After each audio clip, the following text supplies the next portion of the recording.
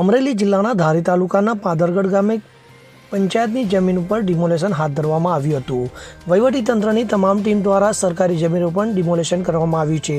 ધારી તાલુકાના પાદરગઢ ગામે દબાણ કરવામાં આવતા ડિમોલેશન દૂર કરવામાં આવ્યું હતું. તો સરકારી જમીનમાં દબાણ દૂર કરવા માટે ડિમોલેશનની કામગીરી હાથ ધરાઈ હતી. તો ધારી તાલુકા વિકાસ અધિકારી આર.કે. કલસરિયાના માર્ગદર્શન હેઠળ સરકારી જમીન પરનું દબાણ હેઠળ ડિમોલેશન દૂર કરવામાં આવ્યું હતું. તો પોલીસ સ્ટાફ, રેવન્યુ વિભાગ, વહીવટીતંત્રના તમામ કર્મચારીઓ આ દરમિયાન ઉપસ્થિત રહ્યા હતા.